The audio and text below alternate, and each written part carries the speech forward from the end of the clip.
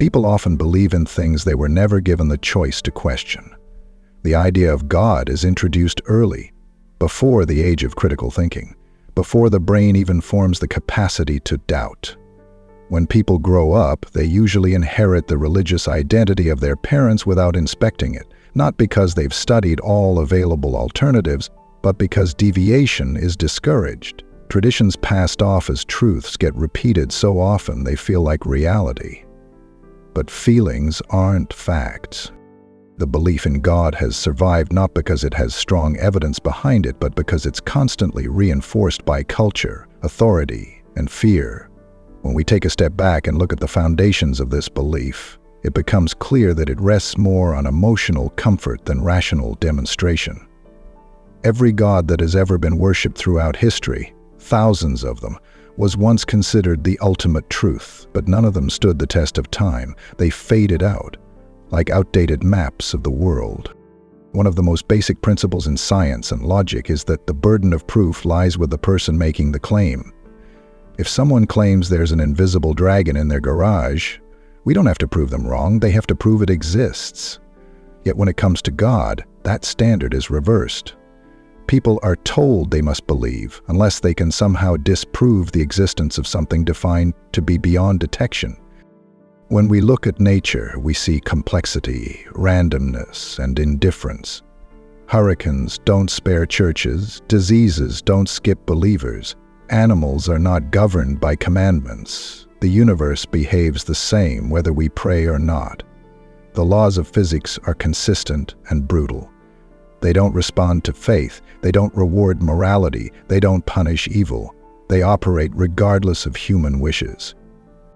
The argument that the universe is so finely tuned that it must have had a creator loses its ground when you consider the vast emptiness of space, the lifeless planets, and the billions of galaxies that seem utterly unconcerned with us. If the universe was designed with humans in mind, it's an incredibly inefficient design. Over 99.999% of it is uninhabitable. Most of it is hostile to life, and life itself is fragile, short, and constantly at risk from forces we can't control.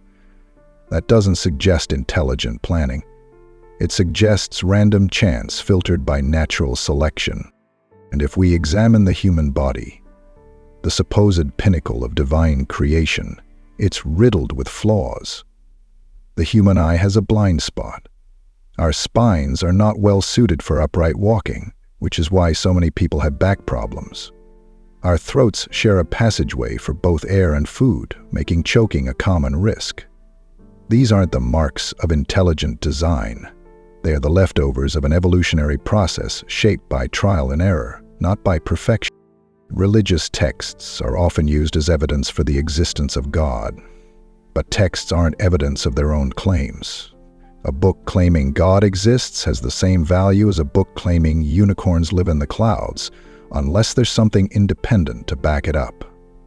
These books are also filled with contradictions, historical inaccuracies, and moral views that no one would defend today.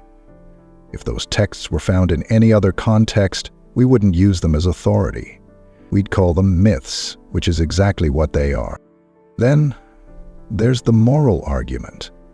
Many people argue that without God, we'd have no basis for morality.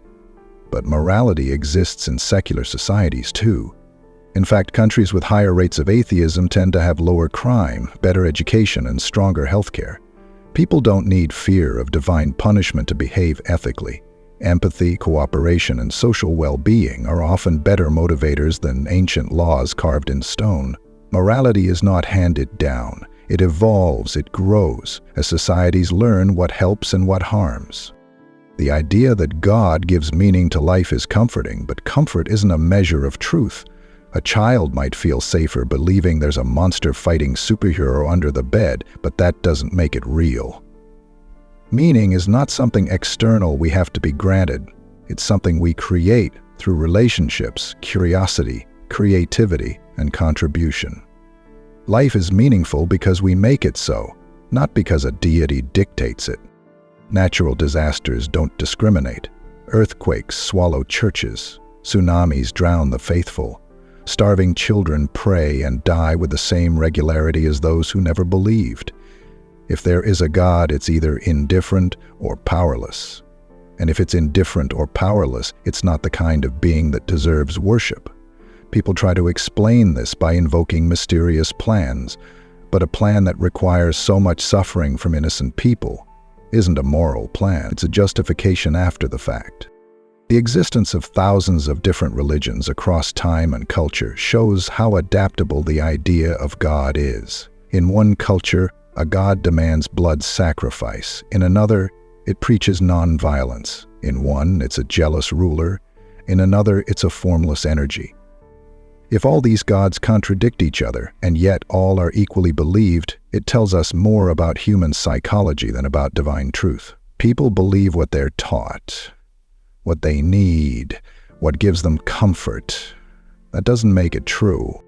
The concept of God often resembles the people who invented it.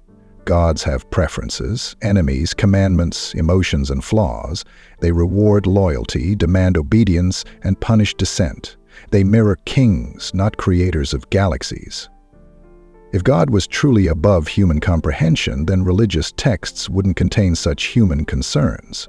Property laws, dietary rules, sexual taboos. These are not divine ideas. They're societal controls dressed up in sacred language. People often turn to God in times of crisis. In pain, the mind reaches for answers. In grief, the heart looks for comfort. But emotional need doesn't prove existence. A person in the desert may hallucinate water. That doesn't mean the oasis is real. The brain is good at making patterns, even where there are none. It's better at soothing itself than at seeking truth. Some say God must exist because so many people believe, but truth isn't a popularity contest. Millions believed the earth was flat. That doesn't make it flat. The number of believers says more about social pressure and tradition than about reality. People are afraid of death, so they believe in heaven. They're afraid of meaninglessness, so they believe in plans. They're afraid of chaos, so they create order through myths. Science doesn't need faith. It needs evidence, and the evidence keeps pointing in one direction. We live in a universe governed by laws, not by will. Every supernatural claim tested under controlled conditions has failed. Prayer doesn't heal faster than chance. Blessings don't stop bullets. Holy water doesn't sterilize wounds. These aren't opinions, they're observable outcomes. And if God truly existed, hiding wouldn't be necessary. The need for faith implies absence, not presence. We don't have faith in gravity. We don't need faith to believe in electricity. We see their effects.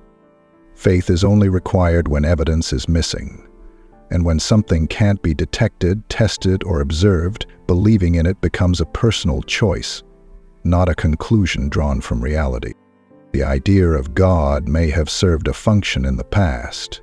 It filled the gaps when we didn't know how lightning worked or why plagues happened, but those gaps are shrinking. The more we understand the universe, the less room there is for gods, not because we're closing our minds, but because we're opening our eyes.